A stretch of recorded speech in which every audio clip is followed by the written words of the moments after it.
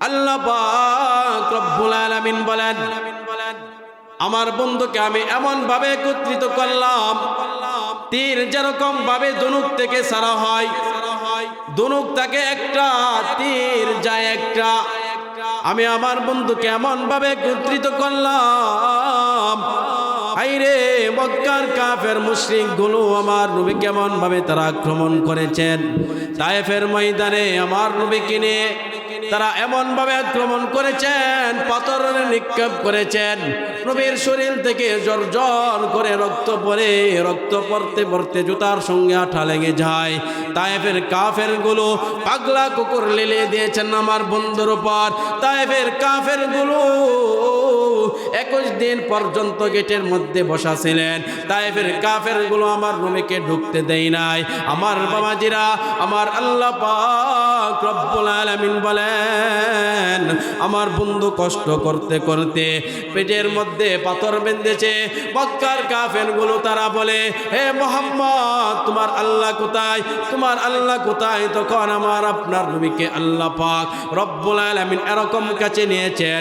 আল্লাহ পাক রব্বুল আলামিন বলেন, আমি ধনুক পরিমাণ কাছে নিয়েছি আমার বন্ধুকে। আমার বন্ধুকে যদি কেউ কিচ্ছু বলে তাহলে তীর যাবে আমি আল্লাহর পক্ষ থেকে। আমি আল্লাহ পাক রব্বুল আলামিনকে যদি, কেমন করে ঘুমাও তুমি ফজর করে কাজা, এমন তো হতে পারে জোহরে তোমার জানাজা। কেমন করে ঘুমাও তুমি ফজর করে কাজা, এমন তো হতে পারে জোহরে তোমার জানাজা। মুসলিম হয় না জন্ম নিলে মুসলমানের ঘরে, কাফের মুমিন তফাত হয় সালাতের উপরে। মুসলিম হয় না জন্ম নিলে। বুখারী শরীফের মধ্যে হাদিস বর্ণিত হয়েছে, নবী করিম সাল্লাল্লাহু আলাইহি ওয়াসাল্লাম বলেন, আমি কাবায় হাতিমে হিজরের মধ্যে শুয়েছিলাম। এমন সময় সাইয়েদানা জিবরাইল আমিন আমার কাছে আসলেন। অনেকগুলো মিথ্যা বানোয়াট বর্ণনা রয়েছে, নবী করিম সাল্লাল্লাহু আলাইহি ওয়াসাল্লাম নাকি উম্মে হানির ঘরে শুয়েছিলেন। না না না, নবীজি বলেন আমি কাবা ইয়াতিমের মধ্যে শুয়েছিলাম। এমন সময় সাইয়েদানা জিবরাইল আমিন আমার কাছে আসলেন।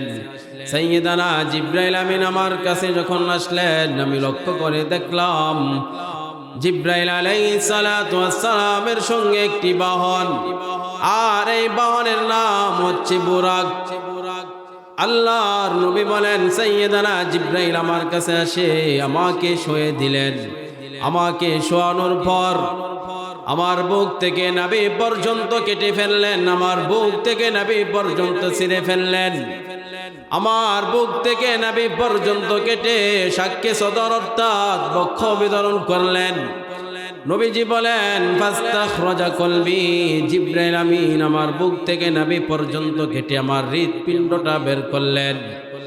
সাইয়েদানা জিবরাইল আমিন আমার হৃৎপিণ্ডটা বের করে জমজমের পবিত্র পানি দিয়া আমার হৃৎপিণ্ডটাকে দৌত করলেন। আর সুম্মা উতিতু বিতাসতিম মিন যাহাবিন মামলুআতিন ঈমানা, তারপরে স্বর্ণের একটি পাত্র আনা হলো। এই পাত্রটার মধ্যে ঈমান দ্বারা পরিপূর্ণ ছিল। তারপরে আমার আপনার নবীজি বলেন, সাইয়েদানা জিবরাইল আমিন আমার হৃৎপিণ্ডটার মধ্যে ঈমান আর হিকমত দিয়ে ভরে তারপরে আমার কলবের মধ্যে দিয়ে দিলেন। আবার অনুস্থাপন করা হলো। তারপরে সাইয়েদানা জিবরাইল আমিন বললেন, ইয়া রাসূলুল্লাহ, ইয়া হাবিবাল্লাহ,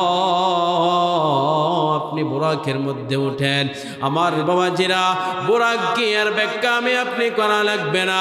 1400 বছর আগে আমার আপনার নবীজি বলে গিয়েছেন, মুসলিম শরীফের মধ্যে এসেছে, বোরাককে আমার আপনার নবীজি বলেন ওহুয়া দাব্বাতুন নাবিয়াত, এটা হচ্ছে সাদা একটা প্রাণী। তওয়িলুন ফাওকাল হিমারি ওয়া দুনাল বাগল, এটা হচ্ছে গাধার চেয়ে বড় আর খচ্চরের চাইতে ছোট। গাধা এবং খচ্চরের মাঝামাঝি টাইপের একটা প্রাণী। আল্লাহ পাক রব্বুল আলামিন এই বোরাককে তার দ্রুতগামী, এত দ্রুতগামী ছিল এই বোরাকটা। আল্লাহর রাসূল বলেন এই বোরাকের দৃষ্টি যতটুকু পর্যন্ত গিয়ে পড়তো, তার পা ঠিক ততটুকু পর্যন্ত গিয়ে পড়তো। আমার বাবাজিরা, আমার আপনার নবীজিকে আল্লাহ পাক রব্বুল আলামিন রাতারাতি মসজিদে হারাম থেকে বাইতুল আকসা পর্যন্ত নিলেন। তারপরে সিদরাতুল মুনতাহা ছেদ করে আল্লাহ পাক রব্বুল আলামিন তার দিদার লাভ করালেন। যদি এই বোরাকটা এত দ্রুতগামী না হতো তাহলে তো সম্ভব ছিল না। আল্লাহ পাক রব্বুল আলামিন এই বোরাকটাকে এত দ্রুতগামী করেছেন যে বোরাকটার দৃষ্টি যতটুকু পর্যন্ত যায়, তার পা ঠিক ততটুকু পর্যন্ত গিয়ে পড়ে।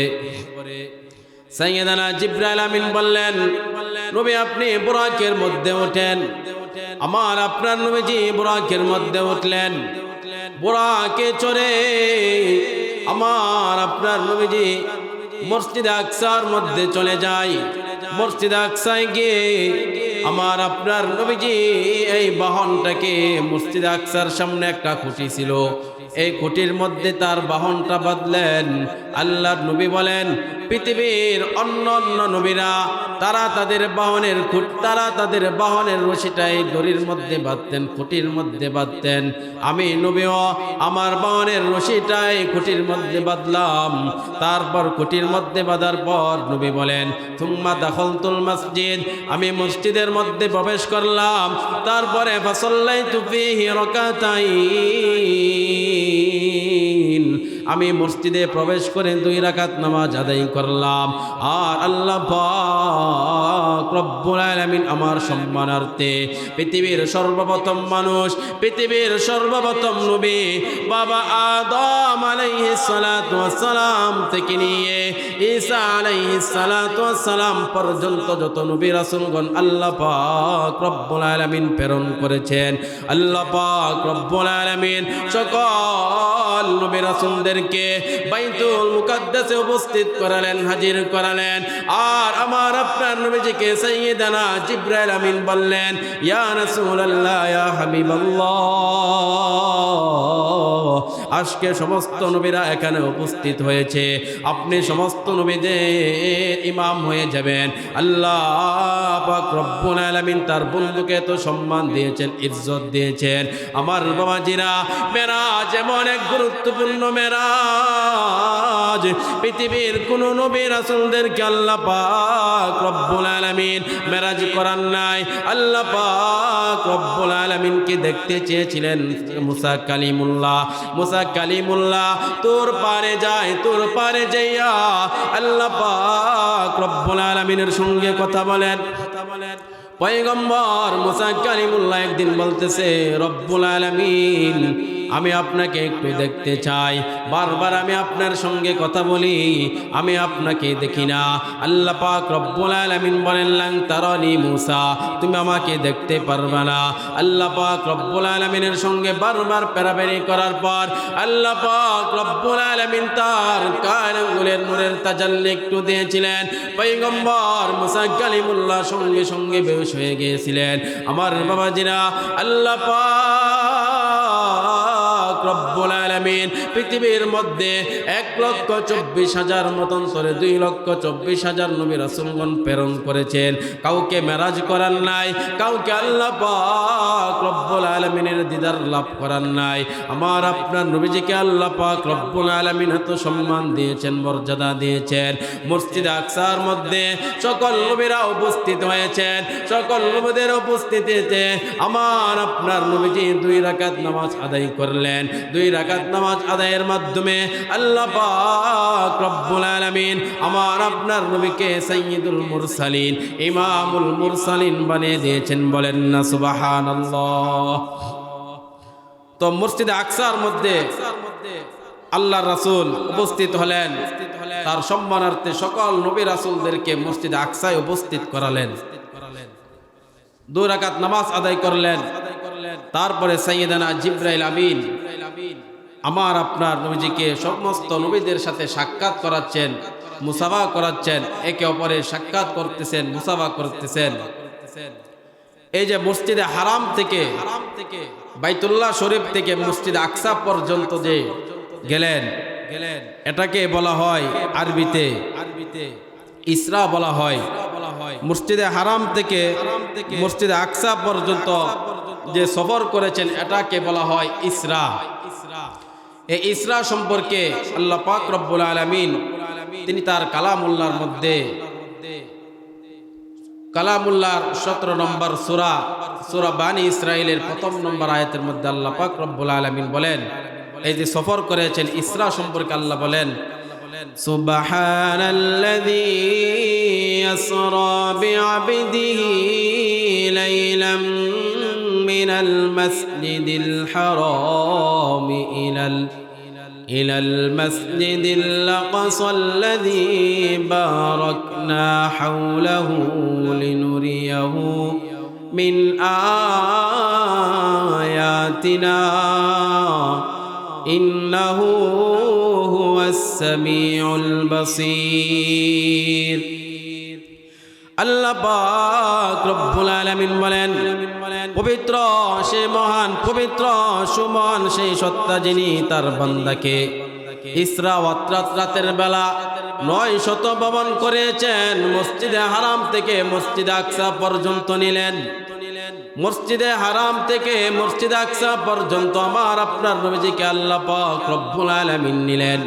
আমার বাবাজিরা, মসজিদে হারাম থেকে মসজিদে আকসা পর্যন্ত এত দূরের রাস্তা যে কিতাবের মধ্যে এসেছে 1 মাস সময় লাগতো। মক্কার মানুষগুলো যখন ব্যবসা বাণিজ্য করার জন্য ফিলিস্তিনে যাইতেন 1 মাস সময় লাগতো, তারপরে মসজিদে আকসায় গিয়ে তারা উপস্থিত হতেন।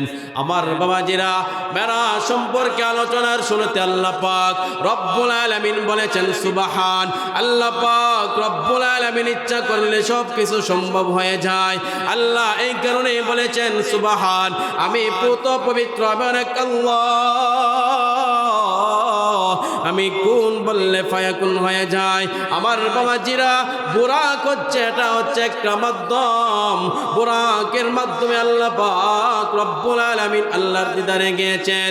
বুরাক পারে নাই, বুরাক পারে নাই, আল্লাহ পাক রব্বুল আলামিন করেছেন। আল্লাহ পাক রব্বুল আলামিন তার বন্ধুকে মেরাজ করেছেন, তার বন্ধুকে তার দিদার লাভ করেছেন। অন্য কোন নবীকে তার দিদার লাভ করার নাই। তো মসজিদে হারাম থেকে মসজিদে আকসা পর্যন্ত গেলেন। এখন শুরু হবে মেরাজ। মেরাজ অর্থ হচ্ছে ঊর্ধ্ব ভবন। তখন সাইয়েদানা জিবরাইল আমিন আসলেন, বলতেছেন, নবীজি চলেন, এখন আল্লাহর দিদারে আপনার যেতে হবে। আমার আপনার নবীজিকে সাইয়েদানা জিবরাইল আমিন আসার পর বুরাকের মধ্যে আরোহণ করে আবার প্রথম আসমানে নিয়ে গেলেন। প্রথম আসমানে যাওয়ার পর পৃথিবীকে আল্লাহ পাক রব্বুল আলামিন যখন সৃষ্টি করেন, আসমান যখন সৃষ্টি করেন, আসমানের 2টা দরজা রেখেছেন। একটা দরজার নাম হচ্ছে বাবুল আম, আরেকটা দরজার নাম হচ্ছে বাবুল খাস।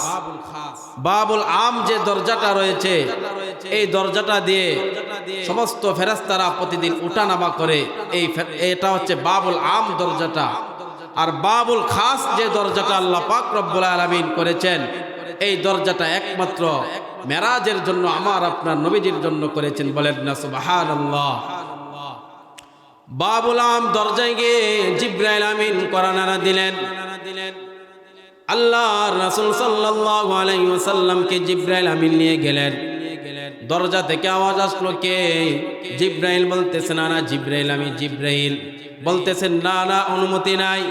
তারপর বলতেছেন, ওমাই রাসূলুল্লাহ, আমার সঙ্গে মুহাম্মাদুর রাসূলুল্লাহ সাল্লাল্লাহু আলাইহি ওয়াসাল্লাম। আল্লাহর নবীর কথা শোনার পর তারা আসমানের ফেরেশতারা সঙ্গে সঙ্গে দরজা খুলে দিলেন। দরজা খুলে হালান সাহলান জানাইলেন, তারপরে ওয়েলকাম জানাইলেন। আমার আপনার নবীজি প্রথম আসমানে ঢুকলেন।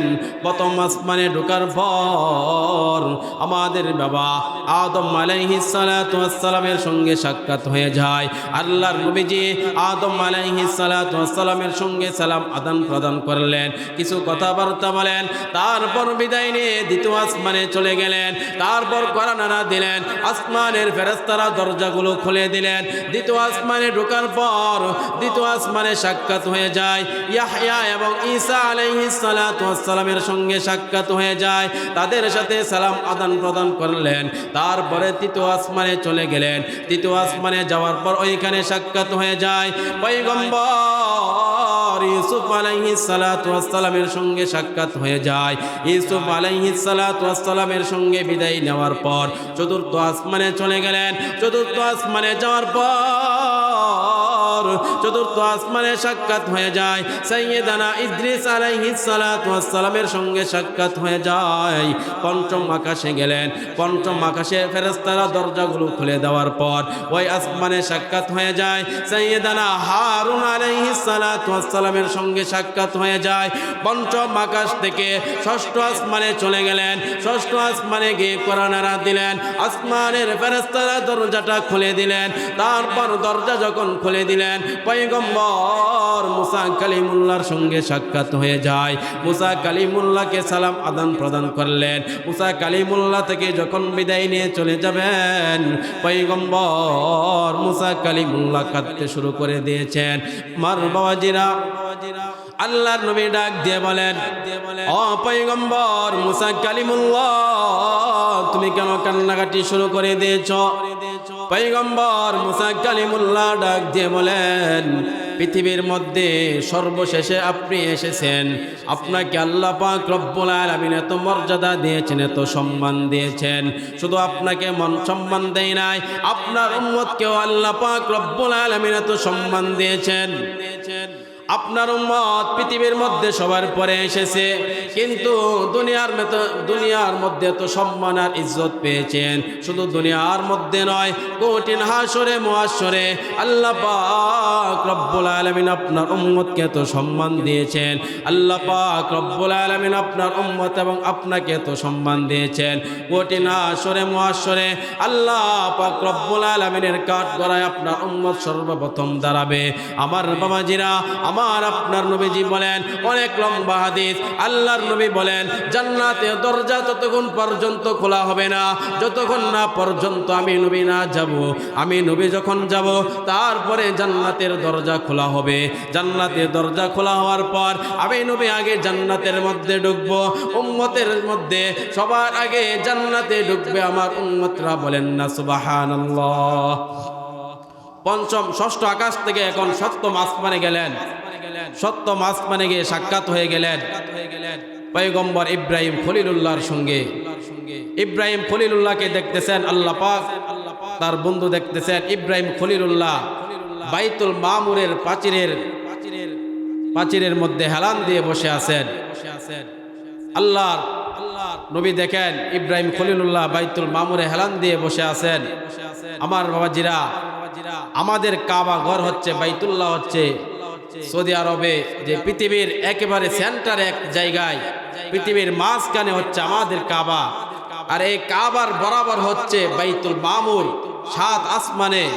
এই বাইতুল মামুরের কাছে ইব্রাহিম খলিলুল্লাহ এই কারণে বসে আছেন, আল্লাহ পাক রব্বুল আলামিন পয়গম্বর ইব্রাহিম খলিলুল্লাহ এবং তার ছেলে ইসমাইলকে দিয়ে তার ঘর নির্মাণ করিয়েছেন।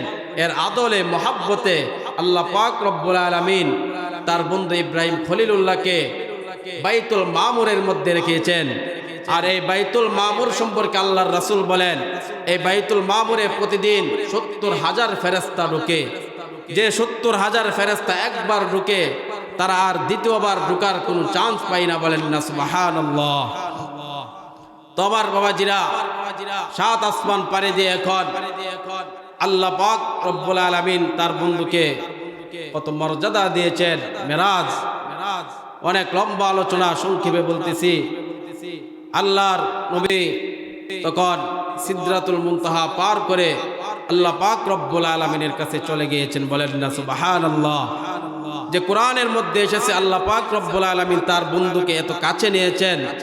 কোরআনের মধ্যে বলেন সুম্মা দানা ফাতাদাল্লা ফাকানা কাবা কাউসাইনি আও আদনা। আল্লাহ পাক রব্বুল আলামিন তার বন্ধুকে এত কাছে নিয়েছেন যে বলা হয়েছে দুনুক পরিমাণ কাছে নিয়েছেন। দুনুক হচ্ছে কি? দুনুকের ব্যাখ্যা খুব মনোযোগ সহকারে বুঝুন। ওই কালে মক্কাতুল মুকাররমে মদিনার মধ্যে মানুষগুলো যখন ঝগড়া করতেন, দুই গোত্র যখন ঝগড়া করতেন, অন্য আরেক গোত্রের নেতারা এসে তাদেরকে মিটমাট করে দিয়ে যাইতেন। তারা তারপর একত্রিত হতেন। যেরকম ভাবে বুঝেন ভালোভাবে, তল্লা আর তাওরা মনে করেন একটা ঝগড়া করেছেন। ঝগড়া করার পর তালসরের লোক এসে তাদেরকে মিটমাট করে দিয়ে গিয়েছেন। এরকম ভাবে মিটমাট করেছেন। এখন তাওরার মনে করেন তাওরার মধ্যে তাদের হাতে এক বন্দুক, তল্লার তাদের হাতেও রয়েছে বন্দুক।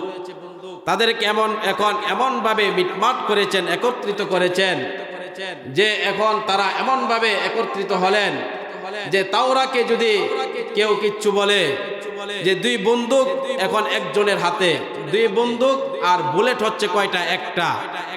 ধরেন তাওরাকে যদি কেউ কিচ্ছু বলে, বুলেট যাবে তল্লা থেকে, আর তল্লাকে যদি কেউ কিচ্ছু বলে তাহলে বুলেট যাবে কোথায় থেকে? তাওরা থেকে। মানে তারা এমন ভাবে একত্রিত হলেন, মানে তাওরাকে কেউ আঘাত করলে তল্লা যা তার আক্রমণ করবে, আর তল্লাকে যদি কেউ আক্রমণ করে তাহলে তাওরার মানুষ এসে এগুলো আক্রমণ করবে। আল্লাহ পাক রব্বুল আলামিন তার বন্ধুকে এমন মহব্বত করেছেন যে আল্লাহকে যদি কেউ কিচ্ছু বলে তাহলে তীর যাবে নবীর পক্ষ থেকে, আর নবীকে যদি কেউ কিচ্ছু বলে তাহলে তীর যাবে আল্লাহ পাক রব্বুল আলামিনের পক্ষ থেকে। আমার বাবাজিরা, আল্লাহর দিদার লাভ করেছেন, 99,000 কথা বলেছেন। বলেন না সুবহানাল্লাহ। জান্নাত জাহান্নাম বহুত কিছু দেখেছেন। এই বিস্তারিত আলোচনা এখন করা যাবে না। আসার সময় আল্লাহর নবী বলেন, ইয়ার আল্লাহ পাক, আমি আপনাকে দিদার লাভ করেছি, আপনার দিদার। আমার কিছু আশিকিন জাকিরিন তারা রয়েছে, তারাও তো আপনাকে দেখতে চায়। তারা আপনাকে কিভাবে দেখবে? আল্লাহ পাক রব্বুল আলামিন বলেন, তারা আমাকে দেখবে। যান 50 ওয়াক্ত নামাজ নিয়ে চলে যান। 50 ওয়াক্ত নামাজ নিয়ে আমার আপনার নবীজি চলে আসতেছেন। ষষ্ঠ আসমানে পয়গম্বর মুসা কালিমুল্লাহর সঙ্গে সাক্ষাৎ হয়ে যায়। পয়গম্বর মুসা কালিমুল্লাহর সঙ্গে সাক্ষাৎ হলো। পয়গম্বর মুসা কালিমুল্লাহ বলেন, নবীজি, আমি আপনার আগে দুনিয়াতে এসেছি, আমি জানি উম্মত তারা কেমন তারা হয়। আপনার উম্মত 50 ওয়াক্ত নামাজ আদায় করতে পারবে না। যান আপনি কমিয়ে নিয়ে আসেন। আমার আপনার নবীজি গেলেন, 5 ওয়াক্ত নামাজ কমাইলেন, 45 ওয়াক্ত নিয়ে আবার আসতেছেন। আবার যখন আসলেন আবার বলতেছেন, যান আরো কমিয়ে নিয়ে আসেন, আপনার উম্মত 45 ওয়াক্ত নামাজ পড়তে পারবে না। আবার আসলেন, আবার দেখা, এরকম করতে করতে আমার আপনার নবীজি 9 বার গেলেন। আমার আপনার নবীজি আবার যখন 5 ওয়াক্ত নামাজ নিয়ে আসতেছেন, তখন আবার বলতেছে, যান আপনার উম্মত 5 ওয়াক্ত নামাজও পড়তে পারবে না, আপনি আবার যান কমিয়ে নিয়ে আসেন। আমার আপনার নবীজি বলেন, আমি আর যেতে পারবো না। 9 বার আমার আপনার নবীজি গেলেন। তখন আল্লাহর নবী বলেন মুসা কালিমুল্লাহকে, ও মুসা কালিমুল্লাহ, আমাকে তুমি 9 বার কেন পাঠিয়েছো? তুমি তো একবারই পারতা 45 ওয়াক্ত নামাজ কমিয়ে দিতা। তখন পয়গম্বর মুসা কালিমুল্লাহ বলেন, ইয়া রাসূলুল্লাহ, ইয়া হাবিবাল্লাহ, আমি আল্লাহকে দেখতে চেয়েছিলাম। আল্লাহ বলেন, লাং তারানি মুসা, তুমি আমাকে দেখতে পারবা না, কথা বলতে পারবা। আপনি যখন বারবার আল্লাহ পাক রব্বুল আলামিনের কাছে যাচ্ছেন, মুস্তাফা জিল্লে খুদায়ে আস আল্লাহ পাক রব্বুল আলামিনের নূরের তাজাল্লি আপনার চেহারার মধ্যে আমি দেখতে পাচ্ছি। বলেন না সুবহানাল্লাহ। আপনি আবার যান, আপনার চেহারা আবার আমি দেখতে চাই। আপনি আবার যান, আপনার চেহারা আমি আবার দেখতে চাই। আল্লাহ পাক রব্বুল আলামিনের বন্ধুকে আমার আপনার নবীজিকে মুসা কালিমুল্লাহ বারবার পাঠাচ্ছেন। আর আল্লাহ পাক রব্বুল আলামিনের নূরের তাজাল্লি পয়গম্বর আমার আপনার নবীজির চেহারার মধ্যে দেখতে পাচ্ছেন। তো আল্লাহর নবীজি বলেন আমার উম্মতের জন্য শুধু 9 বার নয় 9,000 বারও যাওয়া লাগতো। আমার উম্মতের জন্য আমি আল্লাহ পাক রব্বুল আলামিনের কাছে 9,000 বার যাইতাম। বলেন না সুবহানাল্লাহ। আমার বাবাজিরা, নবীজি নিজের জন্য গিয়েছেন একবার, আর উম্মতের জন্য গিয়েছেন কয়বার? 9 বার উম্মতের জন্য আল্লাহ পাক রব্বুল আলামিনের কাছে গিয়েছেন। তো মেরাজের সবচাইতে বড় পুরস্কার হচ্ছে নামাজ। এই যে মেরাজের রাত্রিতে আল্লাহ পাক রব্বুল আলামিন যে গিফট নবীকে দিয়েছেন, পুরস্কার দিয়েছেন, এই নামাজকে সবচাইতে বড় গিফট পুরস্কার দিয়েছেন যে নামাজ পড়লে বান্দা আল্লাহ পাক রব্বুল আলামিনের সঙ্গে কথা বলেন। তো নবীজি আসার সময় আল্লাহ পাক রব্বুল আলামিন বলেছেন, আমার হাবিব আমি 50 ওয়াক্ত নামাজ আপনাকে দিয়েছিলাম। কোন বান্দা যখন 5 ওয়াক্ত নামাজ সঠিকভাবে আদায় করবে, আমি আল্লাহ পাক রব্বুল আলামিন তাকে 50 ওয়াক্ত নামাজের সওয়াব দান করব। বলেন না সুবহানাল্লাহ। আমার বাবাজিরা, অনেকে মেরাজ আসলে, রজব মাস আসলে বলে রজব কোন দিন, মেরাজের রাত্রি কোন দিন। মেরাজ মানে কি? মেরাজ মানে হচ্ছে উর্দু ভ্রমণ। আর মেরাজের সবচাইতে বড় পুরস্কার হচ্ছে নামাজ। কয়জন মানুষ আছে যে ফজরের নামাজ আজকে পড়েছে? বহুত মানুষ রয়েছে যারা ফজরের নামাজ পড়ে নাই, ফজরের নামাজ না পড়ে তারা ঘুমিয়ে আছে। কেমন করে ঘুমাও তুমি, কেমন করে ঘুমাও তুমি, ফজর করে কাজা, এমন তো হতে পারে জোহরে জানাজা। এই জীবনে সালাত যেন, এই জীবনে নামাজ যেন হই না কবু কাজা। বেনামাজির লাশ কবরে রাখবে রে যখন, বেনামাজির লাশ কবরে রাখবে রে যখন, মাটির চাপে পাঁজরের হার ভাঙবে তখন। বেনামাজির লাশ রাখবে যখন কবরে, মাটির চাপে ভাঙবে তখন হার। তোমার বাবাজিরা, এই 5 ওয়াক্ত নামাজকে আল্লাহ পাক রব্বুল আলামিন মেরাজের রাত্রে পুরস্কার হিসাবে দিয়েছেন। এই নামাজ যদি আমরা না পড়ি, আল্লাহর রাসূল নামাজ চেয়ে এনেছেন, আল্লাহ পাক রব্বুল আলামিন ইচ্ছা করে নামাজ দেন নাই। নামাজ যদি কোনো উম্মত না পড়ে, বান্দা না পড়ে, সবচাইতে বেশি কষ্ট পান যিনি, তিনি হচ্ছেন আমার আপনার নবী মুহাম্মদুর রাসূলুল্লাহ সাল্লাল্লাহু আলাইহি ওয়াসাল্লাম। নামাজ ছাড়া কোনো উপায় নাই।